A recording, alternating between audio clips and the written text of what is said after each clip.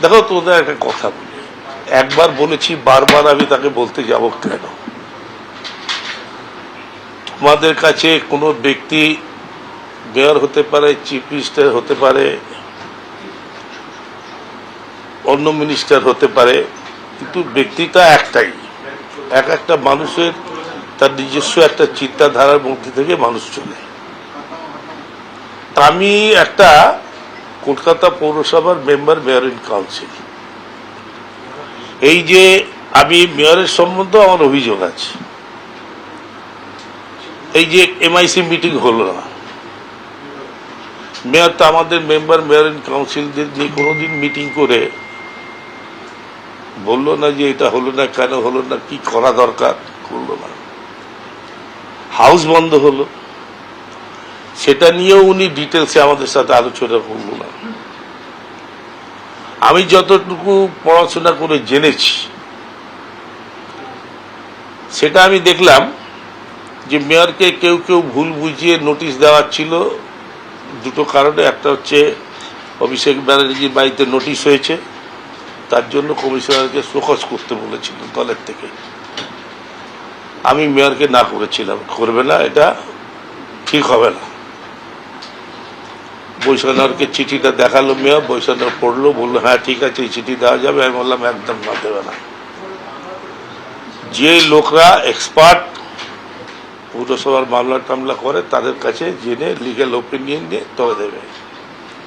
তার কারণ হচ্ছে নোটিশটায় সাইন করেছে ডিপার্টমেন্টের অফিসাররা, আমরা হচ্ছি policy maker, guided by state law, Kolkata municipal act 1980 আর অ্যামেন্ডমেন্ট আপডেট। তাতে যা লে ডাউন হয়ে গেছে সেইটাকে ফলো করে আমরা member, mayor in council including mayor, আমরা সিদ্ধান্ত নিই কলকাতা শহরের কোথায় কি উন্নয়ন হবে। সেই সিদ্ধান্ত অনুযায়ী ফাইল তৈরি হয়, টেন্ডার হয়, টেন্ডার কমিটি হয়, ওয়ার্কস কমিটি হয়, তারপরে কাজ হয়।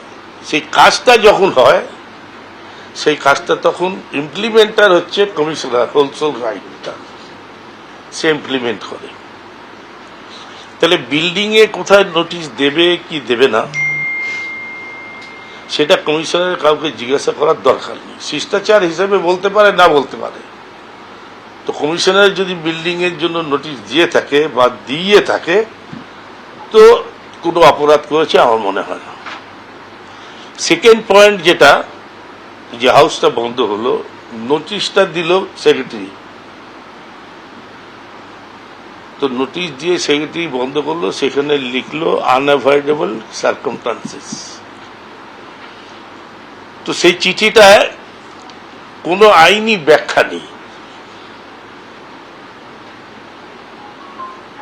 তো আইনি ব্যাখ্যা যদি নেই, তাহলে আমি বলেছিলাম যে তাহলে আমাদের লিগালি এটাকে মুভ করা উচিত, এটা হতে পারে না।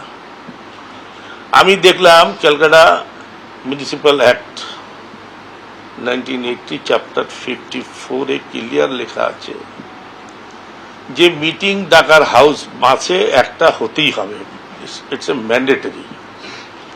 সেই ডাকার অধিকার চেয়ারম্যানের, এবং যদি কোনো মিটিং ডেফার করতে হয় সেই অধিকারটাও চেয়ারম্যান। তার হাউসটা যে বন্ধ হলো আনঅ্যাভয়েডেবল সার্কামস্টান্সেস, কলকাতা পৌরসভায় এমন কোনো ঘটনা 10 দিন পেছন থেকে দেখলে না কোনো গন্ডগোল, মারামারি, কোনো ঝঞ্ঝট কিছু হয়নি, কোনো ডিজাস্টার হয়নি, কারো অফিসে কোনো ভাঙচুর হয়নি, কেউ কাউকে গালাগালি দেয়নি। তাহলে আনঅ্যাভয়েডেবল সার্কামস্টান্সেসটা কি? এটা আইনি ব্যাখ্যা হওয়া উচিত, দল সেখানে ব্যর্থ। আমার যেটা মনে হয়েছে যে এই নির্বাচনে যেটা দেখা গেছে, কলকাতা শহরে প্রায় 104টা সিটে আমরা পিছিয়ে গেছি, ভারতীয় জনতা পার্টি এগিয়ে আছে।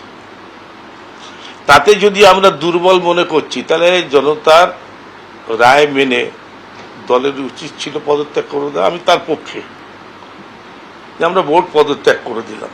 এবিপি আনন্দ, এগিয়ে থাকে, এগিয়ে রাখে।